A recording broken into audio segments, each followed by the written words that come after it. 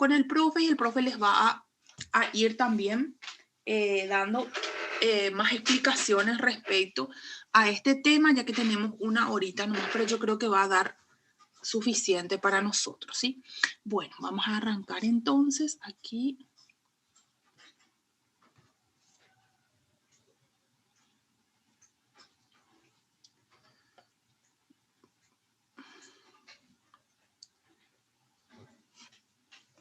Bueno, iniciamos entonces.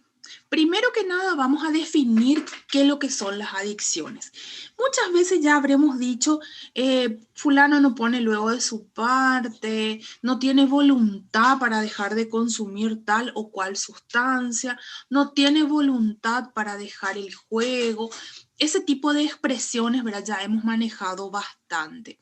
Bueno, vamos a entender hoy que la voluntariedad en las adicciones se va perdiendo. Una vez que yo hablo de adicción, yo ya no tengo más ese componente voluntario, ¿verdad? Ese componente voluntario por parte del sujeto se puede dar reforzándolo un poquitito desde afuera con el apoyo de la familia y tal, pero para el propio individuo es muy difícil porque fíjense en la definición que nos da la Organización Mundial de la Salud con respecto a las adicciones. Nos dice que se trata de una enfermedad cerebral. Cuando nosotros hablamos de enfermedad, no hablamos de voluntariedad, ¿verdad? Yo no soy hipertensa porque quiero serlo, ¿verdad? Yo no soy diabética porque quiero serlo. No soy asmática porque quiero hacerlo. O sea, no hay un componente de voluntariedad ahí. Ahora ustedes me dirán, sí, pero si sos diabética puedes dejar de consumir sal, puedes modificar tu dieta, puedes hacer actividades físicas y tal, sí. Lo mismo va a pasar entonces con las adicciones. Hay cosas que el individuo puede hacer para ayudar, autoayudarse, digamos, ¿verdad? Como en el caso de las otras patologías, pero no es algo voluntario el consumo en sí. Y eso tiene que ver con ese cambio, digamos, que se va dando en cuanto a cómo funciona el cerebro del sujeto con adicción, ¿sí? Entonces, nos dice la definición que es una enfermedad cerebral que provoca una búsqueda compulsiva de la droga y su uso. En este caso se refiere, al referirse a droga, se está refiriendo a una sustancia, ¿verdad? Pero ya lo dijimos hace rato, no solo va a ser a sustancia. Entonces podíamos modificar esta definición y decir que provoca una búsqueda y repetición compulsiva, ya sea del consumo o de la conducta, dependiendo de cuál de las dos se esté tratando, ¿verdad? Bueno, esta enfermedad adictiva, porque ya lo dijimos, es una enfermedad cerebral, entonces ya la vamos a tomar como tal, vamos a referirnos a ella como una enfermedad que es lo que realmente es, ¿verdad? Puede tener su inicio en cualquier etapa de la vida o cualquier etapa del ciclo vital. Ojo, mientras más temprano se inicie, entonces eh, peores efectos, digamos, que va a tener a largo plazo, un peor pronóstico, por decirlo de una mejor manera. ¿Por qué? Porque ese cerebro va a estar todavía más inmaduro, ¿verdad? Y lo que sucede aquí, que vamos a ver más adelante, es que hay cambios en la neuroplasticidad. Nuestro cerebro decimos que es plástico porque es capaz de generar nuevas conexiones en función a nuestras nuevas necesidades para sobrevivir, ¿verdad? Entonces, mientras más nuevito ese cerebro es todavía más, todavía hay mucho por construir, ¿verdad? Mucho por conectar en él. Y esas conexiones o el cortar también esas conexiones que son como ramitas de un árbol, ¿verdad? Que conectan a una neurona a otra. Hay muchas de esas conexiones que ya están ahí, otras que se van a ir haciendo y algunas de las que están ahí se van podando, ¿sí? Que se van quitando, no son útiles, no las uso con frecuencia, entonces las voy cortando. Y eso sucede sobre todo en la adolescencia, en las finales de en la infancia y adolescencia. En la infancia temprana lo que sucede es que se va desarrollando mi cerebro, ¿sí? Entonces, mientras más temprano inicie el consumo, más caótico va a ser el pronóstico en ese paciente. Pero puede tener su inicio en cualquier etapa del ciclo vital. ¿Puede iniciar una adicción en el adulto mayor? Sí, puede iniciar una adicción en el adulto mayor.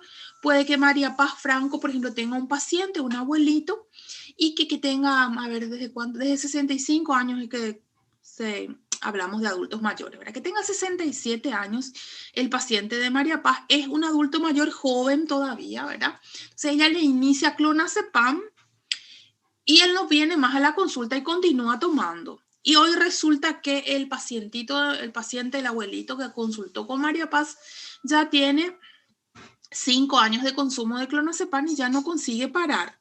¿Sí? Desarrolló entonces una adicción al clonazepam. Ella le prescribió con motivos terapéuticos incluso, pero él, como continuó de una forma no supervisada su consumo, ¿verdad? Ya se excedió de lo debido, ya generó entonces también adicción porque los fármacos, digamos que la sustancia o las drogas terapéuticas que nosotros usamos, algunas de ellas son también potencialmente adictivas, por eso también tenemos que tener cuidado al momento de prescribirlas y enseñarle a nuestros pacientes cuáles son los potenciales riesgos. No asustarles, ¿verdad? Porque hay veces que el paciente después no quiere tomar porque dice, me puedo volver adicto por más de que necesite, pero sí enseñarle que no tiene que dentro de qué parámetros debe de darse el consumo de ese tipo de sustancia, ¿verdad? Entonces, en cualquier etapa del ciclo vital se puede iniciar el consumo, también en adultos mayores, el consumo perjudicial, digamos, en un contexto de potencialmente generar adicciones. Puede iniciarse también con cualquier sustancia, puede que se inicie con clonazepam, puede que se inicie con alcohol, puede que se inicie con cocaína, puede que se inicie con algo conductual también. Quiere decir que esta conducta adictiva va a ir mutando con el tiempo, va a ir tomando otras formas. Incluso puede superponerse no solo una sola sustancia, sino más de una sustancia. Van a encontrarse ante muchos pacientes que son que tienen son politoxicómanos, ¿verdad? Porque tienen un consumo adictivo de más de una sustancia. Este tipo de situaciones de ir agregándose otras adicciones hacen que el pronóstico del paciente sea mucho peor de lo que sería si fuera adicto a una sola sustancia o a una sola conducta, ¿verdad? O sea, empeora mucho, digamos que, el contexto general de la patología en el paciente. Ahora bien, vamos a fijarnos un poquitito en la carga mundial de morbilidad. Esta carga mundial de morbilidad tiene un montón de patologías incluidas, muchas de ellas tienen factores de riesgo prevenibles, ¿verdad? Dentro de esos factores de riesgo, ustedes ya muchas veces habrán escuchado hablar del uso de tabaco y del alcohol, que son factores de riesgo en varias patologías, identificados claramente como factores de riesgo, ¿verdad? Podemos hablar, por ejemplo, de la cirrosis y el alcohol, podemos hablar del CA de pulmón y el tabaco, entre otras entidades clínicas en donde estas sustancias son factores de riesgo. Ahora bien, ambas son sustancias lícitas, ¿verdad? O sea, cualquiera de nosotros puede ir a comprar una cajetilla de cigarrillos, puede ir a comprar uno de esos cigarros de tabaco, ¿verdad? O puede ir a comprar un pack de cerveza, ¿verdad? No va a haber ningún problema, ya que somos todos adultos y no hay ninguna reglamentación extra en cuanto a la venta de estas sustancias más allá del tema de la edad. Entonces, incluso si yo estuviera dando la clase aquí y estuviera fumando un cigarrillo, hasta que no les parecería raro. Yo no sé si ustedes en las clases presenciales llegaron a tener profesores que fumaban en clase. Yo creo que ahora ya no pasa más tanto. Pero en mi época sí pasaba, ¿verdad? Y tenía algunos profesores que fumaban mucho dentro del aula de clase. Imagínense lo que ustedes se salvaron. Pero bueno, de igual manera, o me ven en el patio de la facultad del campus, por ejemplo, fumando un cigarrillo y no les va a llamar la atención, ¿verdad? Incluso hasta quizás algunos de ustedes acostumbren fumar también, ¿verdad? Entonces, no está prohibido. Son sustancias legales, son sustancias lícitas de consumo socialmente aceptado. No es que sean para la salud más perjudiciales que las otras sustancias. Con certeza que fumar crack es mucho más perjudicial para la salud. Ahora, ¿qué es lo que pasa? ¿Por qué es que esta carga mundial de morbilidad, está tan influida por estas sustancias de uso lícito? El hecho de que sea lícito, el hecho de que sea socialmente aceptado, entonces hace que su consumo esté mucho más difundido y también nos lleva a detectarlas como algo perjudicial en una etapa más tardía, ¿sí? Con certeza que si el crack fuera legal, tendríamos un escenario totalmente más caótico, ¿verdad? Pero de igual manera es importante que nosotros hagamos la educación de la población en relación al riesgo que también tienen estas sustancias, ¿verdad? Ya que figuran, fíjense ustedes, nos dice aquí que la carga mundial de mortalidad entonces atribuye el cuarto lugar al tabaco y el quinto lugar al alcohol en lo que tiene que ver con los 10 principales factores de riesgo en términos de carga de morbilidad evitable. Y esto se habrá visto con certeza influenciado también por lo que pasó en la etapa de la cuarentena, ¿verdad? El consumo de alcohol sobre todo, y sobre todo en Paraguay, durante la cuarentena trepó a cifras así extremadamente altas. Bueno, sin embargo, lo que tiene que ver con la información cuantitativa en relación a la prevalencia del abuso de sustancias, digamos que no refleja con exactitud lo que es el escenario real, ¿verdad? Ya que cuando se levantan datos, hay muy poca participación por falta de voluntad por parte de los usuarios, ¿verdad? Es más, en el caso sobre todo de estas sustancias de uso lícito, es mucho más difícil levantar datos porque quizás yo tenga un consumo problemático de alcohol, sin embargo nadie lo sabe, ¿verdad? Todavía. Entonces, en el número que figura en las estadísticas no voy a figurar yo o no va a figurar algunos de ustedes porque no nos vamos por ahí contando, ni siquiera queremos participar, como la mayoría de las personas que tienen estos problemas no quieren participar de este tipo de encuestas. ¿Sí? Entonces no refleja la realidad ante la cual estamos. Si bien vemos números que nos asustan y nos sorprenden, tenemos que tener la certeza de que ese escenario es mucho peor en realidad de lo que en los papeles dicen. Bueno, la definición de lo que sería dependencia o adicción a sustancias, y no solo sustancias, esto también podemos traspolarlo a lo que sería conductual. Se basa en dos cosas principales. Uno, la incapacidad para controlar, ya sea el consumo o sea la acción, ¿verdad? A pesar de experimentar consecuencias negativas que se derivan de su uso continuado. El individuo ya empieza a experimentar, ¿verdad? Entonces, problemas de salud, empieza a experimentar problemas sociales, familiares, debido a ese consumo, a esa conducta adictiva, sin embargo, no consigue parar. A veces intenta hacerlo y fracasa. Esa, por ejemplo, es una de las características de la dependencia, el intentar parar y no conseguir hacerlo. Habíamos dicho hace rato que se perdía la voluntariedad, ¿verdad? Ya no era más algo que yo controlaba voluntariamente.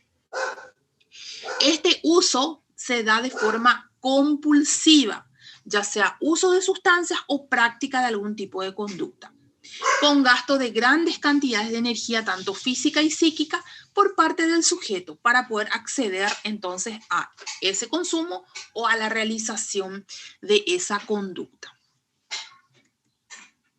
Y como gasta mucha energía y mucho tiempo del individuo, ese tiempo de dónde se quita de un tiempo que él podría haberlo aplicado a otra de las áreas esenciales de su vida, ¿verdad? Cuidar su salud, su alimentación, compartir con la familia, trabajar, estudiar.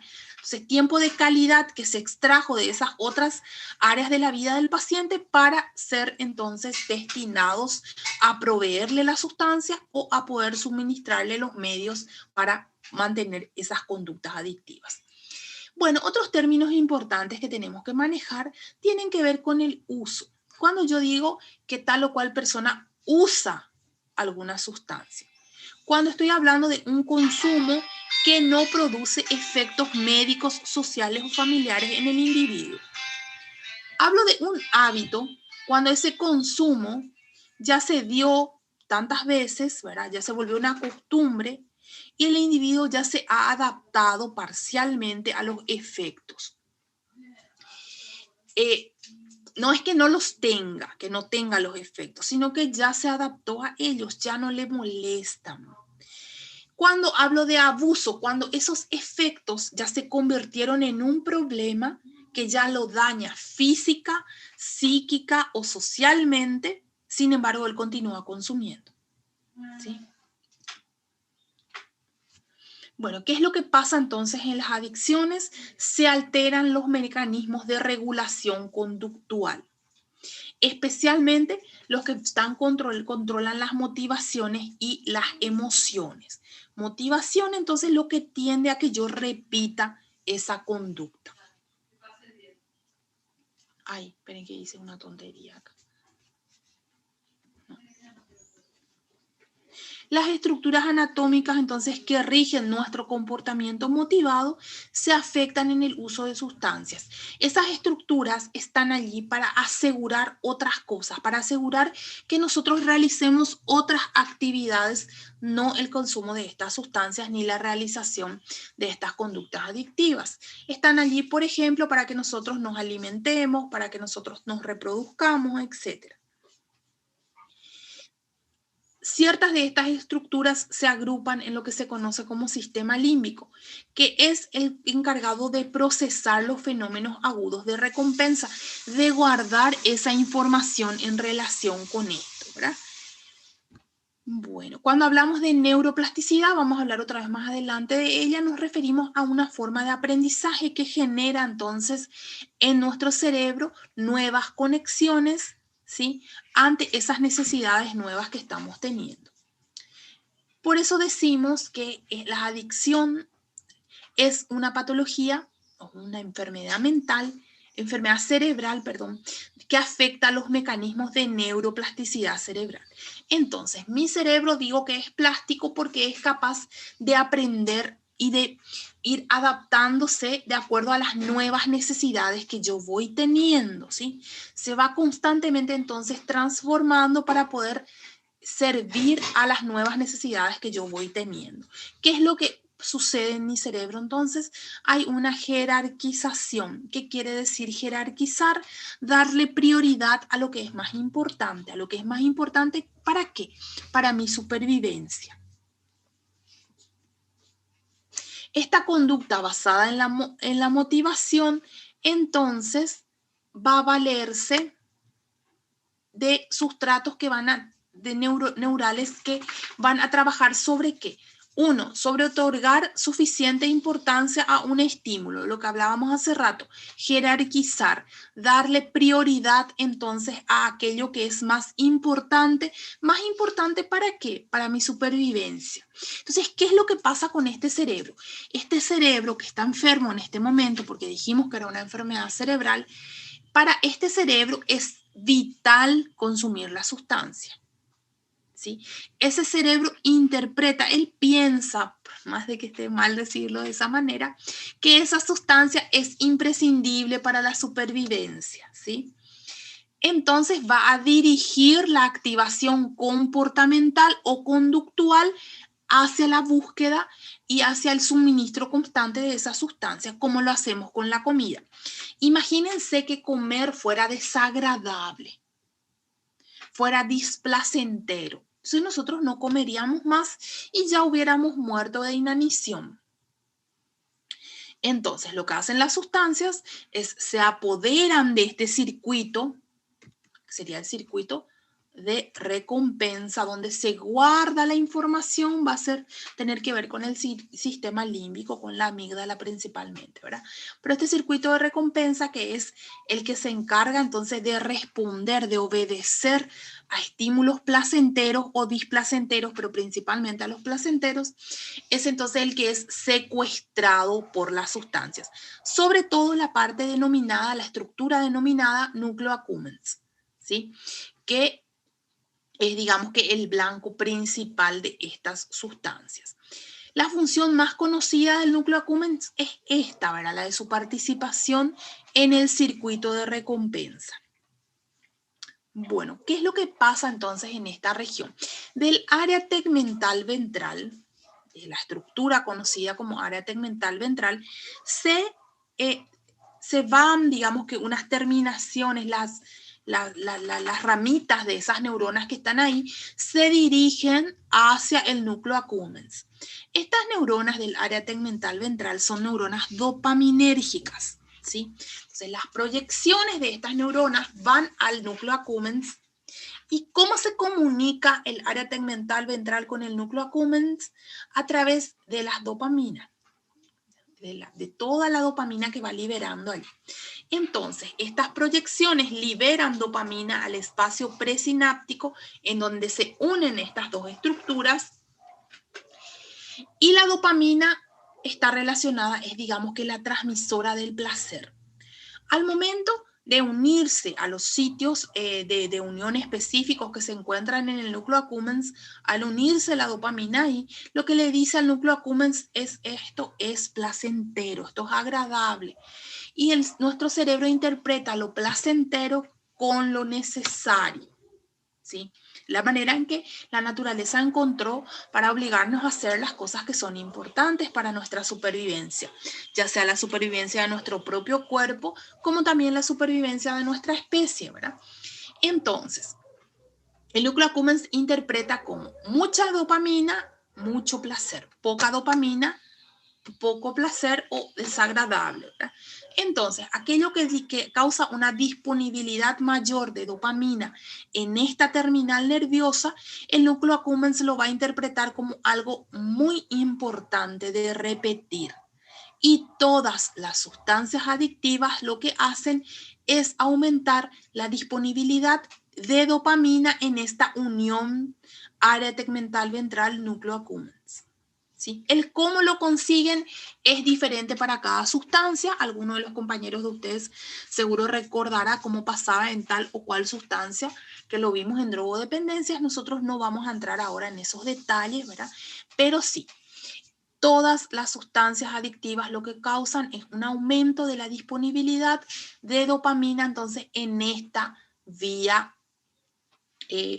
mesolímbico cortical. Bueno. Aquí está esa vía justamente, fíjense aquí. Área tegmental ventral, proyección de neuronas hasta núcleo accumbens, y núcleo accumbens, proyección hasta la corteza prefrontal. Se descubrió que el núcleo accumbens se relaciona tanto con estímulos reforzantes positivos, o sea, con los estímulos reforzantes positivos, como con los aversivos de desagradables. Por ahí va a depender entonces de la cantidad de dopamina. Los niveles de dopamina aumentan con respuesta a estímulos reforzantes positivos y descienden drásticamente ante los aversivos, y de esa manera nuestro núcleo accumbens dice es placentero o no es placentero. Cuando es placentero, entonces le pasa esa información a nuestra corteza prefrontal, que es la encargada de causar todas las otras modificaciones que van a tender a que la conducta, o sea, que van a hacer que la conducta tienda a proveer más de eso que es placentero. Aquí le tenemos a la dopamina. La dopamina es un neurotransmisor, ¿verdad?, que tiene múltiples funciones, no solamente la que estamos mencionando ahora, porque ustedes se acordarán que cuando hablamos de esquizofrenia, las clases pasadas, habíamos hablado también de dopamina, solo que en otras áreas del cerebro, ¿verdad? Habíamos hablado también de dopamina cuando hablamos de depresión. Dijimos que no era tan importante su papel allí, pero que tenía un pequeño papel allí también, ¿verdad?, con respecto al placer. Bueno, entonces tiene otras funciones, pero la que nos interesa en este momento es la que tiene que ver entonces con este circuito de recompensa. La amígdala, que forma parte del sistema límbico, también es importante porque es la encargada de formar asociaciones memorizadas entre acontecimientos relevantes y estímulos que podían ser previamente neutrales, ¿sí? Entonces, yo cuando paso frente a cuando el paciente, por ejemplo, que tiene un problema de consumo de sustancia, le ve a la persona que le solía vender drogas, entonces va eso a desplegar todo ese recuerdo del consumo, ¿verdad? Eso es lo que pasa en el craving, que vamos a ver enseguida de qué se trata. Aunque el consumo inicial y recreacional puede ser voluntario, cuando la adicción se desarrolla, este control se interrumpe marcadamente y se vuelve, ¿qué cosa? Se vuelve involuntario, ¿sí? Por eso la voluntariedad, lo dijimos hace rato, se pierde cuando se desarrolla la adicción. O sea, cuando el cerebro enferma, se pierde la voluntariedad. No es voluntario tener hipertensión arterial, no es voluntario tener diabetes mellitus, tampoco es voluntario entonces continuar con un trastorno adictivo. En todos los casos se puede también controlar las repercusiones, también se puede controlar las repercusiones en la adicción. El proceso por el cual un individuo desarrolla adicción es complejo, como ya lo vimos superficialmente lo vimos y ya nos dimos cuenta que era complejo. Es multideterminado. Multideterminado porque son muchos los factores que influyen. Vamos a verlos a continuación. Y es variable para cada droga. Dijimos que todas causaban un aumento de la disponibilidad de dopamina en la vía de recompensa. ¿Cómo lo conseguía? Era diferente. Por eso hablábamos de variable para cada droga. La dosis a la que lo conseguía era diferente. El tiempo que duraban esos efectos es diferente. O sea, hay ciertas, digamos, ciertas situaciones que dependen de la sustancia en particular y otras que dependen del individuo, del ambiente y tal, que vamos a ver a continuación.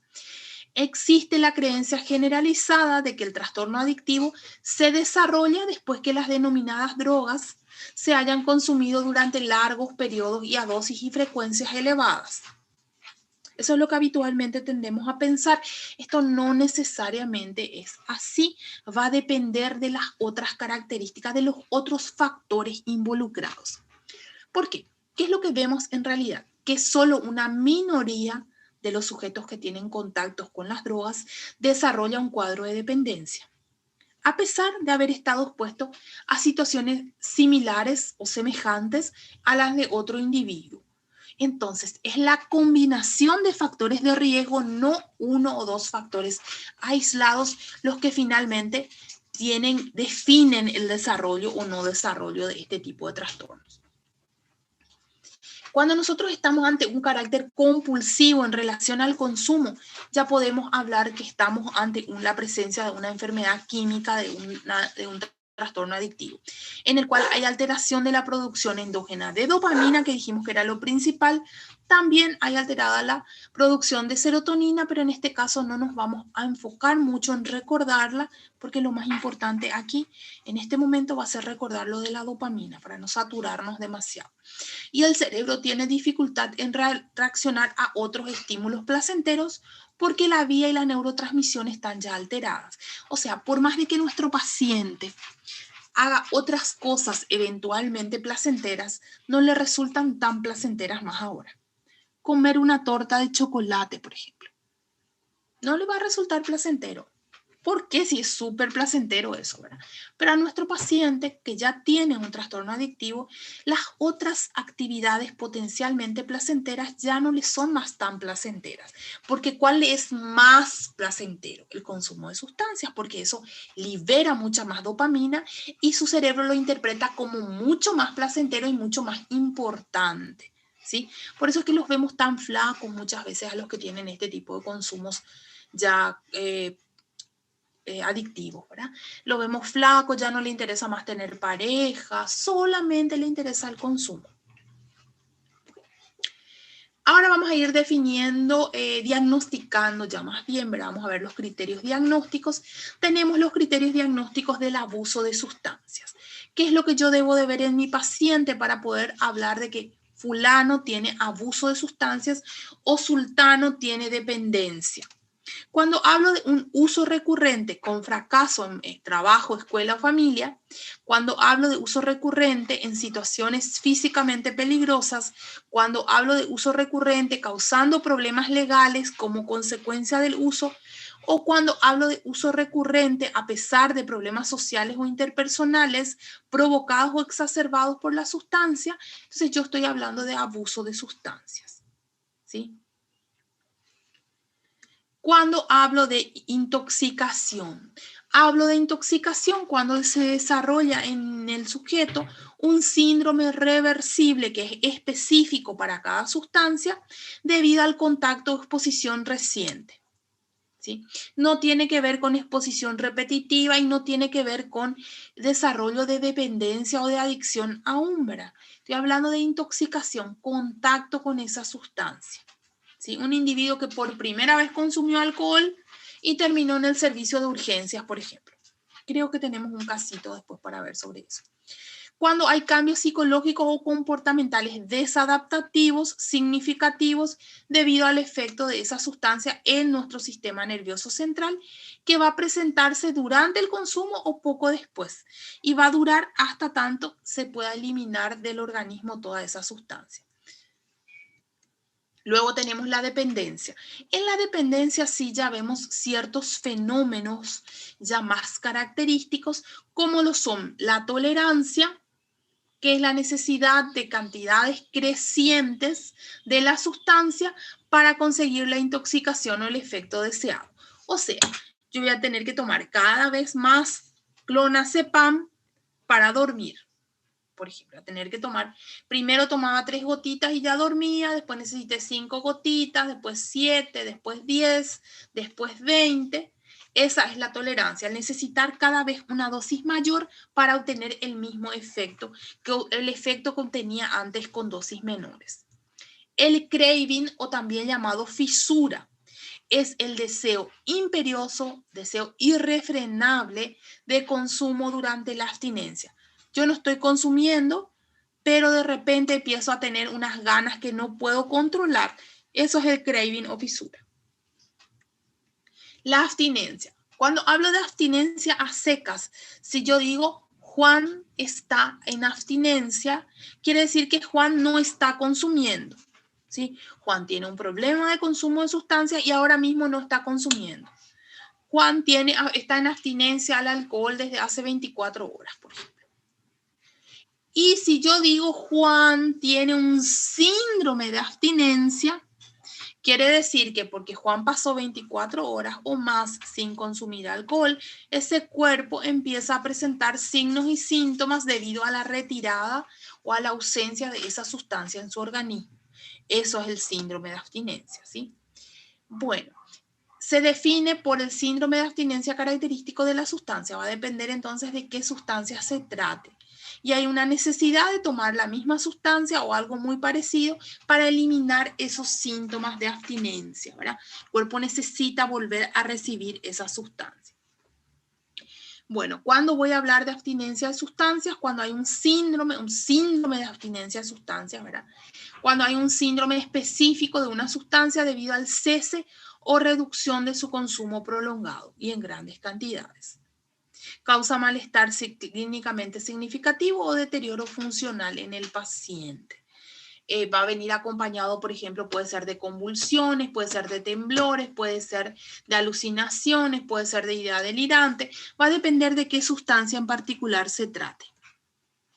Los síntomas de dependencia pueden ser síntomas físicos o psíquicos, para que me hablen a mí de que el cuerpo está necesitando de vuelta la provisión de esa sustancia. Factores de riesgo. Dijimos hace rato que era multicausal, ¿verdad? Que había muchos factores que interferían y no solo la droga. Cuando hablamos de la droga hay muchas cosas a tener en cuenta. Una, el poder adictivo de esa sustancia en particular. No es lo mismo el crack, ¿verdad? que el alcohol, por ejemplo, o que la marihuana, por ejemplo. No es lo mismo una dosis que otra, ¿verdad? Sabemos que mientras mayor sea la dosis que el paciente recibe, entonces más riesgo también hay. La frecuencia, mientras más frecuente consume, más riesgo hay. La vía de uso no es lo mismo la vía oral, que va a tener que ser absorbido por la parte del intestino y el estómago, que después va a tener que pasar por el hígado y tal, que si yo ya directamente lo inyecto en la sangre, ¿verdad? La duración de los efectos, las mezclas que se puedan hacer, no es lo mismo la cocaína sola que la cocaína con heroína, por ejemplo. la concentración que tenga ese preparado que voy a utilizar y la rapidez de acción que tenga también, que va a depender también de la vía de administración. Los factores ambientales y sociales también tienen un peso importante. Tengo también los factores hereditarios biológicos, o sea, el riesgo a desarrollar trastorno adictivo también es un riesgo potencialmente heredable. Y luego tengo los factores relacionados con la personalidad del sujeto, ¿sí? Que van a determinar qué cosa, van a determinar, por ejemplo, qué tan impulsivo sea ese sujeto, qué tan poca tolerancia tenga a las situaciones de frustración, etc. Las áreas de evaluación. Las áreas de evaluación del paciente con trastorno adictivo van a incluir entonces la dependencia en sí, obviamente, ¿verdad? Pero no solo la dependencia, sino también las áreas físicas, que va a incluir los problemas de salud, también es muy importante evaluarlo, ¿verdad? Si es que hay alguna necesidad de atención más inmediata debido a las complicaciones físicas que tuvo ese consumo. El área psiquiátrica y psicológica, si hay alguna comorbilidad con algún otro trastorno mental, esto va a cambiar muchísimo nuestro diagnóstico y también el pronóstico del paciente, más que el diagnóstico. El área familiar y de relaciones interpersonales y por último el área laboral, ocupacional y económica. Todas estas áreas deben de ser trabajadas simultáneamente, dándole prioridad o preferencia a aquellas que sean más urgentes de tratar. Por ejemplo, algún problema de salud física, entonces va a ser más importante tratarlo inicialmente. Luego tenemos las fases del tratamiento, tenemos contacto inicial, evaluación y plan de tratamiento.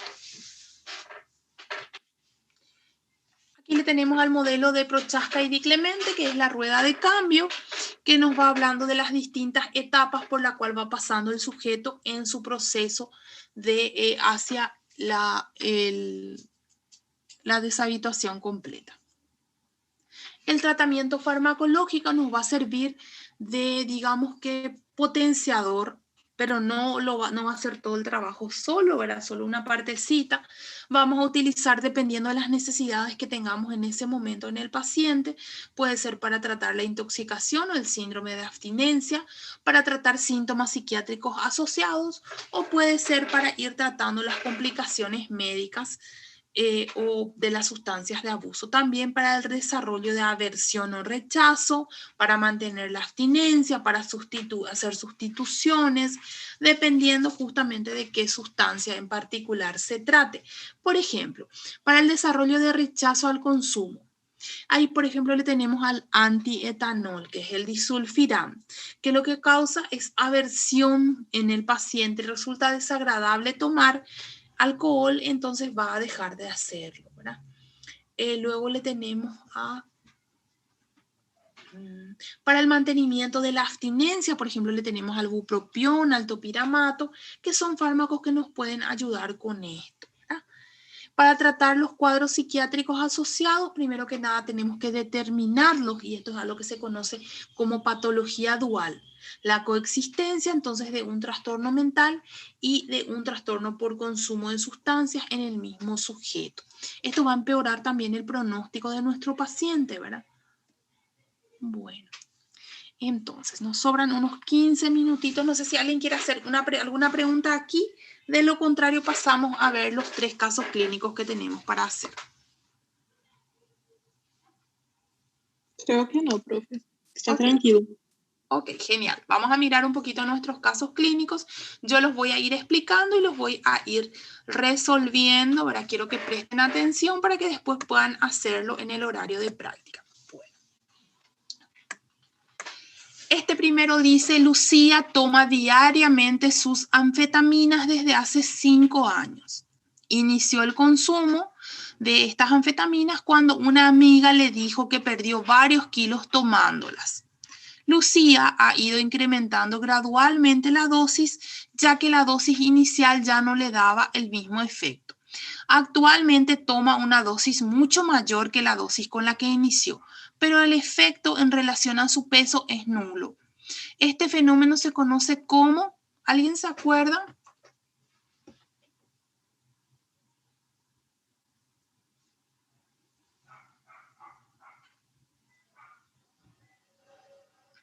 ¿Cómo yo dije que se llamaba esa situación en donde yo necesitaba una dosis cada vez mayor para tener el mismo efecto?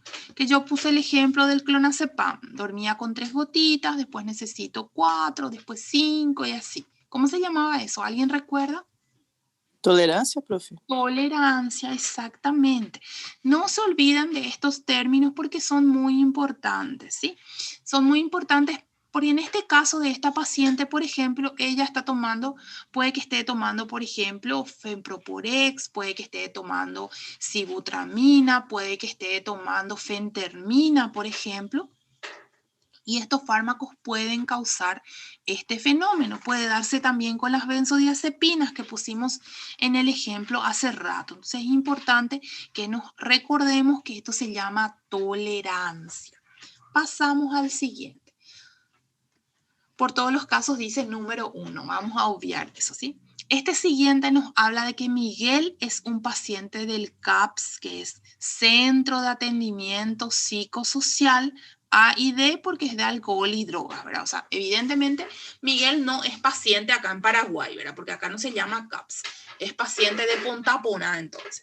Miguel es paciente del CAPS A y D e inició un proceso de desintoxicación ambulatoria. Sí, quiere decir que él está dejando de consumir alguna sustancia, pero no de una forma hospitalar, ¿verdad? Porque también el paciente se puede hospitalizar para hacer su desintoxicación. Estas hospitalizaciones generalmente son voluntarias, ¿sí? En la mayoría de los centros de internación para desintoxicación, la admisión suele ser voluntaria.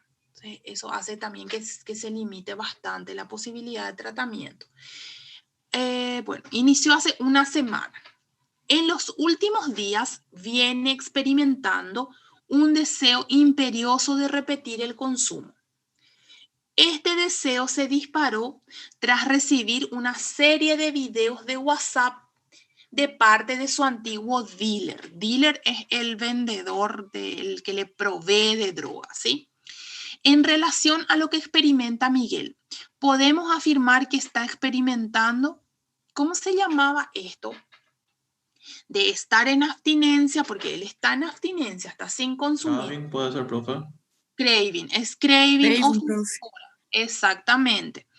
Esto se puede dar no solo en el caso de él es por ver unos videos, pero se puede dar por sentir un aroma o por tener un problema en casa. Imagínense una situación en donde tenemos un adolescente que tiene un problema de consumo de sustancias, en donde el gatillo, porque dijimos que habían varios factores que interferían, ¿verdad? El ambiente familiar es uno de ellos, uno de esos factores.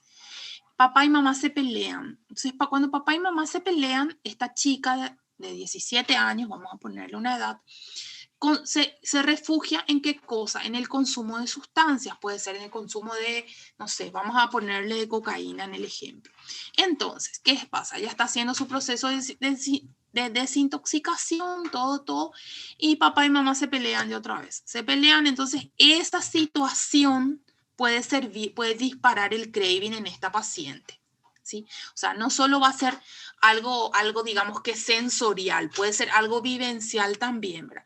Puede ser sensorial como por ejemplo un aroma, tomar alcohol, por ejemplo, y eso me recuerda que yo solía consumir cocaína, entonces yo ahí empiezo a tener craving o me fisuro en relación a la cocaína. Entonces puede ser cualquier situación. Pasamos al siguiente, creo que este ya es el último. Julio José es traído a la urgencia por sus amigos siendo las 03 horas de la madrugada. Aquí tienen que usar su imaginación, gente, ¿sí? Al examinarlo, constatamos que se encuentra con un comportamiento agresivo, la habilidad emocional. La habilidad emocional quiere decir que parece así eutímico, ¿verdad? Y de repente se pone a llorar, ¿sí? O de repente se pone enojado o qué sé yo, así. O sea, fluctúa, digamos, su estado de ánimo. Generalmente cuando hablamos de la habilidad emocional quiere decir que se puso sensible durante la entrevista, incluso hasta lloró. Hay deterioro de la capacidad de juicio, lenguaje farfullante, o sea, que todo así habla, ¿verdad? Incoordinación motora, En su historial clínico no existen antecedentes de cuadros psiquiátricos ni orgánicos que puedan causar estos síntomas. Lo más probable es que se trate ¿de qué cosa le parece que se puede tratar?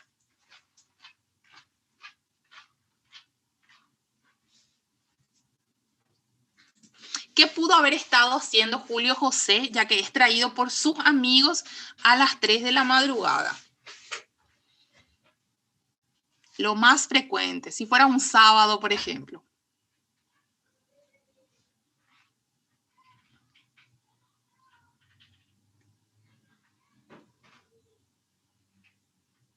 Acuérdense, estaba tomando, profe. Estaba tomando alcohol, es lo más probable, ¿verdad? Aparte de eso, acuérdense que el 81%, alrededor del 80% de las hospitalizaciones debido a consumo de sustancias son por consumo de alcohol.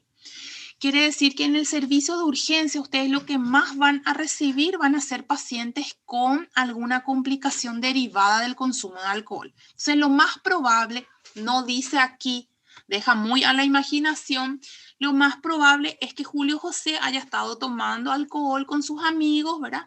Y se intoxicó, por eso lo están trayendo, porque todos los síntomas que están ahí abajo, dice que él estaba agresivo, que se ponía emotivo y lloraba, que no entendía muy bien las cosas que pasaban, que hablaba así con ese lenguaje todo gagueante, ¿verdad? Todo pegajosa las palabras, y que no podía pararse solo, ¿verdad? Que estaba así todo incoordinado, que es lo que solemos ver cuando alguien está borracho, que decimos, ¿verdad? Bueno, entonces lo más probable es que él está intoxicado con alcohol. Bueno, creo que este ya era el último, ¿verdad? Sí.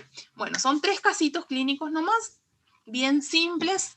Vamos a continuar haciéndolo entonces en estos días en la práctica. Otros casos similares, yo les voy a pasar después la clase para que puedan leerla, para poder ir haciendo entonces estos casos. Le quise poner uno que sea de ludopatía, pero no encontré. No encontré para pegar y mi imaginación no estaba muy, muy buena. Bueno, no sé si alguien quiere hacer algún comentario respecto a la clase de hoy, algo que quieran preguntar o decir. No, profe. Ok, genial, qué Creo que poquito. no, profe. Ustedes, los del otro grupo, son más de 40. Qué asimétrico que se quedó, ¿verdad? Bueno, bueno, muchas gracias a todos por su presencia. Ah, no se vayan todavía, esperen que un ratito, que falta algo importante. Voy a tomar la lista de participantes. Esperen que un ratito.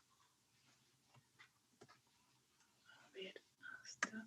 Nós somos 40 também, profe, é que a gente tem prova amanhã, então tá todo mundo estudando.